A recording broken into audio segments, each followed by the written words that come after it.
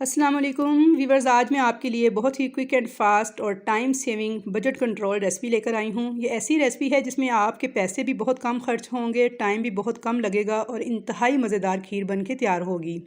तो आज मैं आपके साथ शेयर करूँगी कूंडा खीर बनाने की एक मज़ेदार सी रेसिपी जिसको बनाना बेहद आसान है। इसकी स्पेशल बात यह है कि ये बहुत ही कम टाइम और बहुत ही कम बजट में बनकर तैयार हो जाती है और इसमें हम बिल्कुल भी खोया ऐड नहीं करेंगे, मगर इसके बावजूद इसका टेस्ट ऐसा होगा कि जैसे आपने इसके अंदर बहुत ज़्यादा खोया ऐड किया है। तो चलिए हम अपनी मज़ेदार सी रेसिपी को देख लेते हैं कि कूंडा खीर किस तरह से तैयार की जाती है। उससे पहले फ्रेंड्स, अगर आप मेरे चैनल पर नए हैं और अभी तक चैनल को सब्सक्राइब नहीं किया तो आपसे छोटी सी रिक्वेस्ट है कि चैनल को सब्सक्राइब कर लें और बेल आइकन के बटन को भी दबा लें ताकि आपको मेरी नई आने वाली तमाम मज़ेदार सी रेसिपीज़ इसी तरह फ्री में देखने को मिलती रहें। तो चलिए रेसिपी स्टार्ट करते हैं। तो वीवर्स, यहाँ पे सबसे पहले मैंने चावल लिए हैं आधा कप। आप किसी भी किस्म के बासमती चावल इस्तेमाल कर सकते हैं जो भी आपके पास अवेलेबल हों। आधा कप चावलों को 1 घंटे के लिए भिगो के रख देना है और साथ में 3 अदद बड़े साइज़ के ये रस लेने हैं जिनको हम पापे भी कहते हैं। तो अगर बड़े साइज़ के हों तो आप 3 इस्तेमाल कर लें, अगर छोटे हों तो 4 भी डाल सकते हैं। अब हमने चावल आधा कप और ये जो रस हैं इनको ब्लेंडर के जग में डालकर एक पेस्ट तैयार कर लेना है। आधा कप पानी या फिर आधा कप दूध शामिल कर लीजिएगा पेस्ट बनाते वक्त ताकि ये इजीली जग में मूव कर जाए। थोड़ा सा दानेदार पेस्ट हमने तैयार करना है। ये देखिए इस तरह से चावल का थोड़ा दाना रहना चाहिए, बिल्कुल आपने इनको पेस्ट मैश करके पाउडर फॉर्म में नहीं बनाना। तो अब चलिए अगला स्टेप देख लेते हैं। तो अब यहाँ पे मैंने फुल फैट क्रीम वाला 1 लीटर दूध लिया है। दूध को हम एक बर्तन में डालेंगे, फ्लेम ऑन करेंगे और इसको बॉयल आने देंगे। जैसे ही दूध में बॉयल आएगा तो अब इसके अंदर पेस्ट जो हमने चावल और पापे का तैयार किया था वो ऐड कर देंगे। साथ में चम्मच मुसलसल चलाते रहना है। तो ये देखिए पेस्ट मैंने सारा ऐड कर दिया है।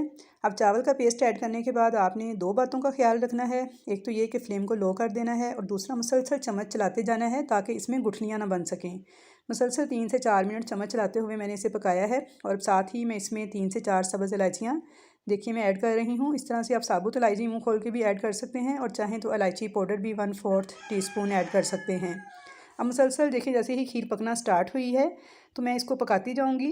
अब मैं इसका फ्लेम कर दूँगी मीडियम टू लो और इसे 15 मिनट तक पकाऊँगी, लेकिन साथ साथ आपने चम्मच जो है वो चलाते रहना है। तो मैं आपको 15 मिनट के बाद दिखाती हूँ कि हमारी कैसी खीर पक के तैयार हुई है। तो यहाँ पे देखिए 15 मिनट हो चुके हैं खीर को पकते हुए मीडियम टू लो फ्लेम पर, और खीर हमारी काफ़ी गाढ़ी भी हो चुकी है और कुछ रिड्यूस भी हो गई है, यानी कम हो गई है मिकदार में। अब इसमें मैं 1 कप चीनी ऐड कर दूँगी। आप हस्बे ज़ायक़ा चीनी ऐड कर सकते हैं। वैसे 1 कप चीनी बिल्कुल परफेक्ट मेजरमेंट है इतनी खीर के लिए। तो यहाँ पे देखिए चीनी ऐड करने के बाद अच्छी तरह से इसे मिक्स कर लेंगे और अब मज़ीद 10 मिनट तक मुसलसल चम्मच चलाते हुए इसे मैं पका लूँगी।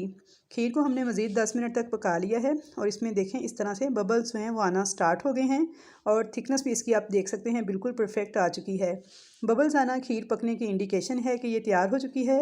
अब हम इस मज़ेदार सी खीर को डिश आउट कर लेंगे। तो मैं यहाँ पे क्योंकि कूंडा खीर बना रही हूँ तो मैं इसको एक मिट्टी के कूंडे में ट्रांसफ़र कर लूँगी। आप चाहें तो किसी भी बर्तन में डाल सकते हैं। अब यहाँ हमारी बहुत ही मज़ेदार सी कूंडा खीर बनके तैयार हो चुकी है। तो अब मैं इसकी गार्निशिंग कर रही हूँ। वर्क और बादाम काजू वगैरह लगाकर या जो भी आप ड्राई फ्रूट्स लगाना चाहें आप इसे गार्निश कर सकते हैं, जिससे इसका टेस्ट जो है वो मज़ीद दुबाला हो जाएगा। और व्यूअर्स, ये दिखने में जितनी खुशनुमा लग रही है खाने में इससे कहीं बढ़कर मज़ेदार है। तो हमने इसमें खोया ऐड नहीं किया, मगर फिर भी जो पापे ऐड किए थे इनकी वजह से इसका कलर और जायका बिल्कुल खोए वाली खीर जैसा आया है। उम्मीद है आप सबको मेरी ये रेसिपी बहुत ज़्यादा पसंद आएगी। आप इसे ट्राई ज़रूर कीजिएगा और मुझे फ़ीडबैक दीजिएगा कमेंट्स बॉक्स में कि आपकी कैसी खीर बन के तैयार हुई। तो आई होप व्यूअर्स कि आप सबको मेरी आज की ये रेसिपी पसंद आई होगी। रेसिपी पसंद आए तो इसे लाइक कीजिएगा, ज़्यादा से ज़्यादा शेयर कीजिएगा और अगर चैनल पर नए हैं तो सब्सक्राइब कर लें। इंशाल्लाह ताला मिलूँगी नेक्स्ट फिर नई ऐसी अच्छी अच्छी रेसिपीज़ के साथ। तब तक के लिए अल्लाह हाफिज़।